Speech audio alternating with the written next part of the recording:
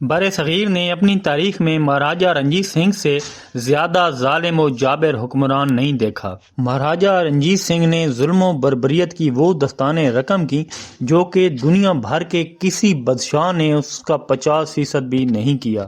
سامنے نظر آنے والا وہ کنواں ہے جس میں مہاراجہ رنجیت سنگھ مسلمانوں کو پھانسی دے کے نیچے پھینک دیتا تھا، اور اس کے نیچے بھوکے شیر ہوا کرتے تھے جو کہ مسلمانوں کے جسموں کو کھا جایا کرتے تھے۔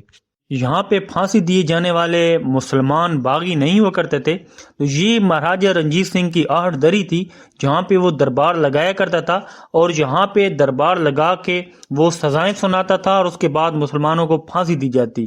سامنے وہ ایک گردوارہ دیکھ رہے ہیں جہاں پہ مہاراجہ رنجیت سنگھ عبادت کیا کرتے تھے۔ تو میں تھوڑی سی اس کی آپ کو اور تفصیل بتاؤں کہ اس کنویں میں جب مسلمان باغی میں نہیں ہوا کرتے تھے تو انہیں پھانسی دے کے نیچے پھینک کیوں دیا جاتا تھا؟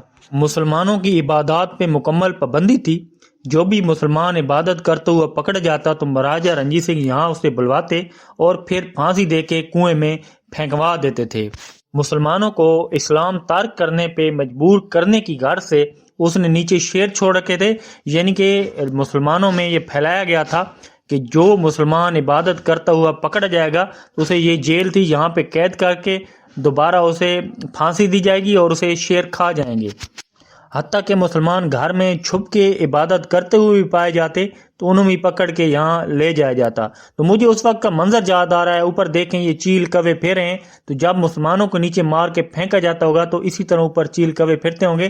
تو یہ تعمیراتی کام بھی چلتا رہتا ہے تھوڑا تھوڑا، کیونکہ یہ بوسیدہ نہ ہو جائے۔ تو اللہ تعالیٰ کی جب پکڑ آئی مہاراجہ رنجیت سنگھ کو، تو سامنے گردوارہ دیکھ رہے ہیں، تو اس کے اوپر وہ کھڑا تھا اور اسے فالج کا اٹیک آیا اور وہ جاں بار نہ ہو سکا۔ تو آپ ہماری یہ ویڈیو کہاں سے دیکھ رہے ہیں، اور اس سے پہلے کیا اس بات کا آپ کو علم تھا یا نہیں تھا؟ آپ نے کمنٹ سیکشن میں ضرور بتانا ہے۔